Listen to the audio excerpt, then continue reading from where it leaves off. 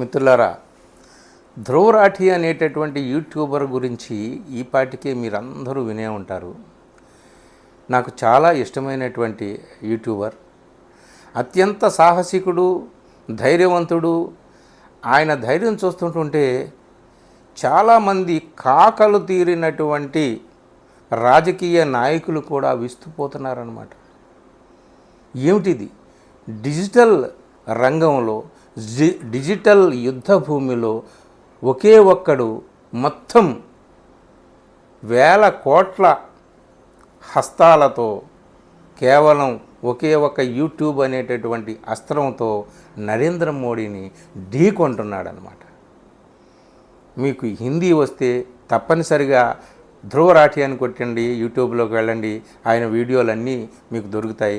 ఈ మధ్య ఆయన వీడియోని తెలుగులో కూడా డబ్ చేస్తున్నారు. అంత క్వాలిటీ బాగుండటం లేదు, కానీ అయినా సరే మీరు విషయం తెలుసుకుంటారు. ఎందుకు నేను ఆయన గురించి ఇంతకుముందే నేను ఒక వీడియో చేశాను, తర్వాత యూట్యూబర్లే ఈ కాలపు విప్లవకారులని కూడా ఇంకొకటి చేశాను. అతను చేస్తున్నది ఏంటంటే, అతనికి దాదాపు 2 కోట్లండి.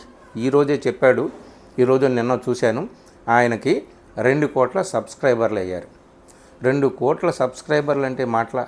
అతను జర్మనీలో ఉంటాడు, కానీ అతను ఇవాళ ఈరోజు ఒక వీడియో చేస్తే కొన్ని క్షణాల్లోనే లక్షల్లో జనం చూస్తూ ఉంటారనమాట. కానీ అతను సత్యం వైపు నిలబడాలని, డెమోక్రసీని కాపాడాలని, ఆయన హర్యానాలో పుట్టాడు, తల్లిదండ్రులు హర్యానాలోనే ఉంటారు, జర్మనీలో అతను ఉంటాడు. కానీ ఇండియాలో ప్రజాస్వామ్యాన్ని కాపాడాలి, నియంతృత్వం పెరిగిపోతుంది, నియంతృత్వం మొత్తం ప్రజాస్వామ్యాన్ని, ప్రజాస్వామిక విలువల్ని, మానవ విలువల్ని, మనుషుల మధ్య, మతాల మధ్య, ప్రాంతాల మధ్య ఉండేటటువంటి జీవన సౌందర్యాన్ని అంతటినీ కూడా భస్మం చేసి విద్వేషాన్ని నింపేటటువంటి పరిస్థితులు ఎక్కువైపోయినాయి ఈ దేశంలో. ఏమైనా సరే దీనికి తానాషాయికి మనం అంతం చెప్పాలి అని చెప్పి నడుం కట్టుకున్నాడండి కుర్రోడు, 30 సంవత్సరాల యువకుడు. చాలా ముచ్చటేస్తుందన్నమాట.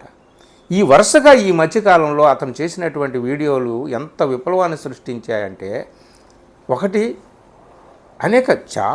చాలా కాలంగా అతను చేసుకొస్తున్నాడు. అతను మెయిన్గా ఎడ్యుకేషనల్ వీడియోలు చేసేవాడు. ఈ మధ్యనే రాజకీయాల గురించి ఎక్కువగా మాట్లాడుతున్నాడు. ఇలా మాట్లాడడం ప్రారంభించిన తర్వాత dictator is India becoming dictatorship అనేటటువంటి వీడియోతో ఏకంగా తల్లకిందులు చేసేసాడు. కోట్ల మంది చూశారు. అంటే ఇండియా నియంతృత్వం వైపు వెళ్తుందా అని అనేక ఉదాహరణలతో సహా చూపించాడు. నరేంద్ర మోడీ వేస్తున్నటువంటి ప్రతి అడుగు ఏ దిశగా పడుతుందనేటటువంటిది ఆయన ఉదాహరణగా చూపించాడు. అలాగే ఎలక్టోరల్ బాండ్స్ విషయంలో జరిగినటువంటి ఈ ఇండియాలోని ప్రపంచంలోని అతిపెద్ద స్కామ్, అతిపెద్ద కుంభకోణం, అవినీతి కుంభకోణం అని చెప్పేసి ఆయన నిరూపించి, సోదాహరణంగా మామూలుగా చెప్పడు, ప్రతి చిన్న విషయాన్ని కూడా ఎంతో స్టడీ చేసి, ఎంతో పరిశోధన చేసి, మొత్తం గ్రాఫికల్గా అంతా కూడా మనకి విప్పి చెప్తాడు అన్నమాట. చాలా సాధారణమైనటువంటి భాషలో చెప్తాడు. అలాగే ఆ తర్వాత హర్యానా విషయంలో ఏం జరిగింది, అక్కడ బీజేపీ వారు తమ మేయర్ అభ్యర్థిని గెలిపించుకోవడానికి పట్ట పగలు ఎంత దారుణంగా అక్కడ ప్రిసైడింగ్ ఆఫీసర్ ఏం చేశాడు, అది మనం చూసాం కదా. అది దాంతో ఆయన ఇండియా నియంతృత్వం వైపు వెళ్ళిపోతుందా అనేటటువంటి ఒక వీడియో చేసి, తర్వాత కేజ్రీవాల్ని అరెస్ట్ చేసిన తర్వాత ఇక నియంతృత్వంలోకి వెళ్ళిపోయింది ఈ దేశం అని చెప్పి ఎలక్టోరల్ బాండ్స్ విషయం.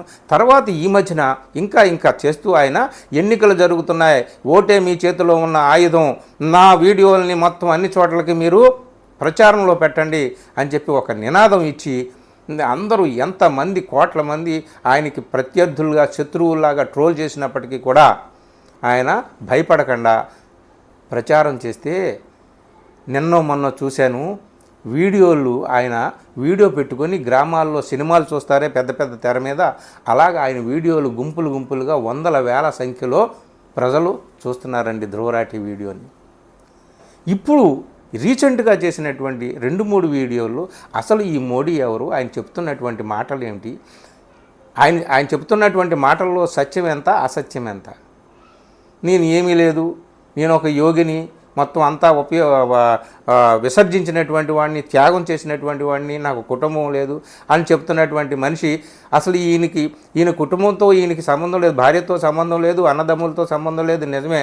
కానీ ఈయనకున్న సంబంధాలు ఎవరితోనూ అదానీతో సంబంధం, అంబానీతో సంబంధాలు, ఇట్లాగా మొత్తం ఈ దేశంలో ఎవరినైతే ఆయన కుబేరులుగా చేస్తున్నాడు ఆ కుబేరులతో మాత్రం చాలా సత్సంబంధాలు కొనసాగిస్తున్నాడని చెప్పేసి, అలాగే ప్రతి చిన్న విషయాన్ని కూడా నేను ఛాయ్ అమ్ముకున్నానని నరేంద్ర మోడీ చెప్పినప్పుడు ఈయన ఛాయ్ అమ్ముకున్నాడా, ఆ చిన్నప్పుడు కోట్లు వేసుకుని ఉన్నటువంటి ఫోటోలు ఇవన్నీ కూడా తీసి బయటపెట్టి ఇలాగా రకరకాలుగా ఆయన విమానాల్లో విదేశీ యాత్రలు ఎలా చేశాడు ఇవన్నిటినీ కూడా బయటపెట్టి ఇప్పుడు ఆయన చెప్తున్నటువంటి ప్రతి మాట వెనక ఉన్నటువంటి సత్యం ఎంత అసత్యం ఎంత అనేటటువంటిది నిరూపిస్తూ మరికొన్ని వీడియోలు చేశాడనమాట.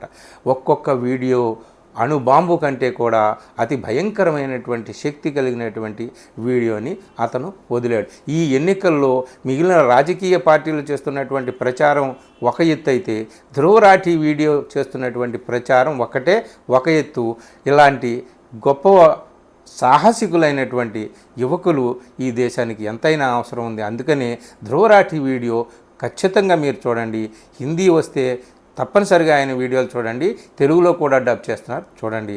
ధ్రువరాఠి వర్సెస్ నరేంద్ర మోడీ, ఒకే ఒక్కడు డిజిటల్ యుద్ధ రంగంలో వీడియో అనేటటువంటి ఒక అస్త్రంతో నరేంద్ర మోడీని సింగిల్ హ్యాండ్గా ట్యాకిల్ చేస్తున్నటువంటి సాహసికుడైనటువంటి యువకుడు. అతనికి మాత్రం నేను హ్యాట్స్ ఆఫ్ చెప్తున్నాను. మీరు తప్పనిసరిగా మీరు కూడా చూడండి. Thank you very much. ఈ వీడియో మీకు నచ్చితే మిత్రులకు షేర్ చేయండి. తప్పనిసరిగా ధ్రువరాఠి వీడియోలు మాత్రం చూడమని చెప్పండి. ఆయన ఒక మిషన్ నడుపుతున్నాడు అనమాట. ప్రతి ఒక్కళ్ళు ఒక వీడియో చూడండి, 100 మందికి మీరు ఈ వీడియోని షేర్ చేయండి అని చెప్తున్నాడు. మీరు కూడా షేర్ చేయండి. Thank you very much.